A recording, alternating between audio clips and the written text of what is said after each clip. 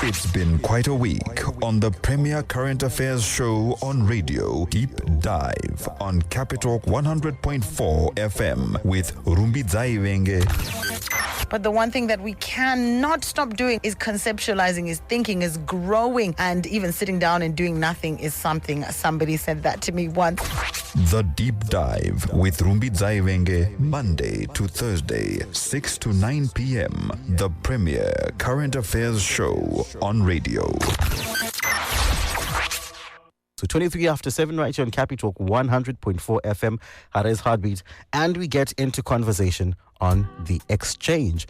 And today we've got a very important conversation that I'm hoping you will be part of as well.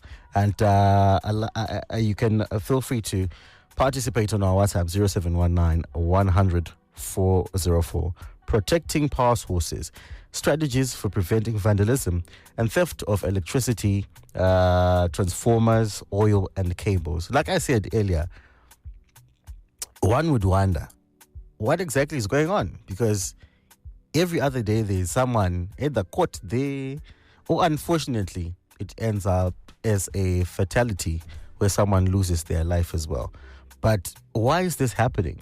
And how can we perhaps find ways and solutions around this terrible, terrible vandalism as well that unfortunately tends to bite us back after all. You know, we are doing this to ourselves. We're shooting ourselves in the foot.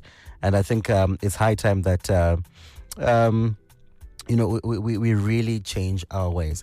Now, joining me for that particular conversation, the General Manager lost control for the Zimbabwe Electricity Transmission and Distribution Company, Mr. Festo Madembo. Good morning to you, sir. Thank you. Good evening to you. I'm going back in time.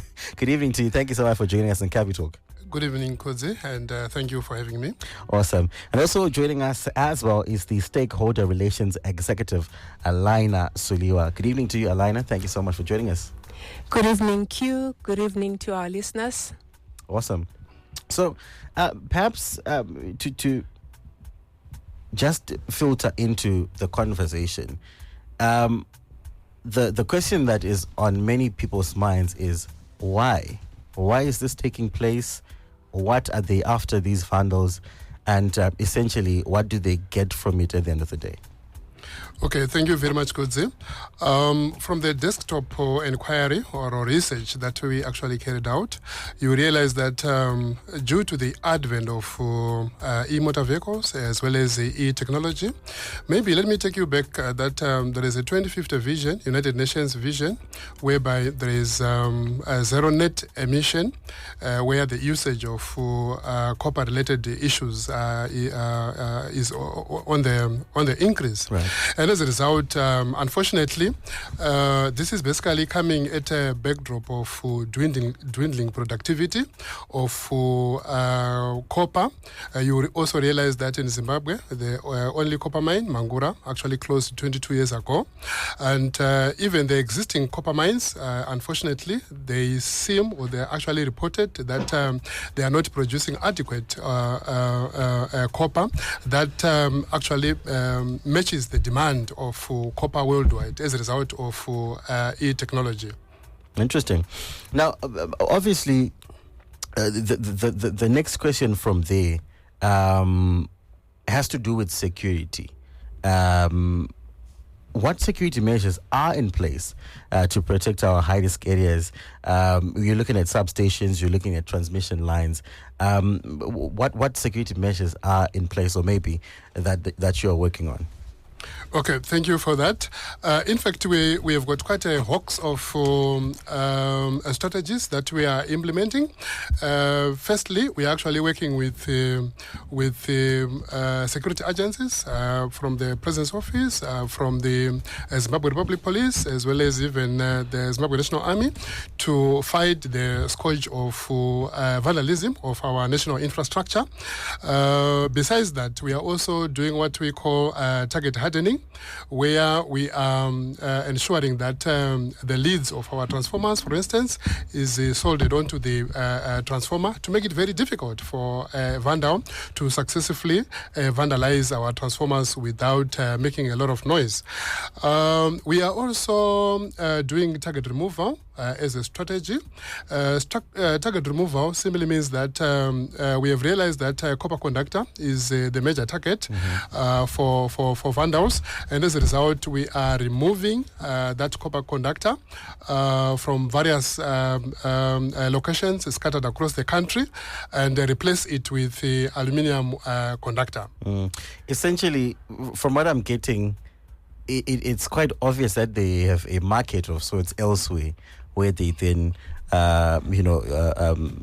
proceed to sell these. But allow me to maybe just slide another question that I think would have actually fitted at the top of our conversation, to then say, what then are the effects of this vandalism on us? Obviously, what's pretty much at the top is that we'll experience a lot of power outages. But what are some of the effects that we come across due to this vandalism? Okay, because you realize that vandalism of national infrastructure basically leads to the destruction of our key assets like substations, transformers, as well as the power lines, resulting in, as you have rightfully said, outages and costly repairs. This basically impacts on our ability to invest in infrastructure. You realize that the funds that are supposed to be channeled for investing in the infrastructure is now actually being used to replace the vandalized infrastructure, which basically increases the maintenance and the operational costs of our activities. Absolutely. Now, as with any other sector, I want to believe collaboration is key in trying to address different issues.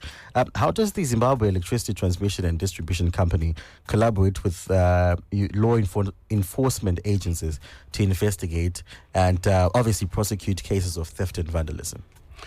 Okay. Yes, we basically collaborate with the law enforcement agencies, as I have mentioned earlier on. The good part of it is that the Zimbabwe Public Police has got a specific or specialized unit responsible for investigating issues related to vandalism of national infrastructure, which is a criminal investigation department, minerals, flora and fauna. So each time when we have reports of that nature, we team up with the unit officials to investigate these cases. We also work in collaboration with the Zimbabwe Anti-Corruption Commission on issues to do with vandalism to some extent. Thank you. Interesting. Elena, if you will allow me to rope you into this conversation as well. I think it's key, if anything, to make sure that there is awareness across the board in terms of the dangers of vandalism and also the importance of protecting power infrastructure. Are there any setups like that in terms of raising awareness and education? Certainly.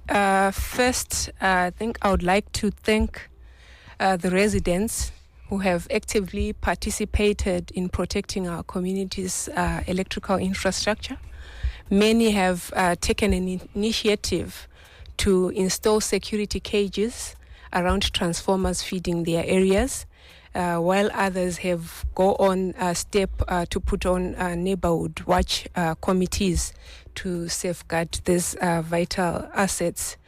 As a department, stakeholder relations, we hold a regular stakeholder relations meeting with different stakeholders. We do public awareness campaigns and roadshows to educate the community about the impacts of vandalism. And we also highlight how residents can assist in this effort. And we've also done some collaborations. In terms of collaborations, we're excited about a project that we're currently working on with the University of Zimbabwe, where we invited innovative ideas from students across various faculties that include engineering, security studies, law, marketing, and arts to help us tackle the challenge of vandalism. And we're optimistic that this collaboration will yield effective solutions. And also, we would like to thank you for having us tonight and for providing this platform, which really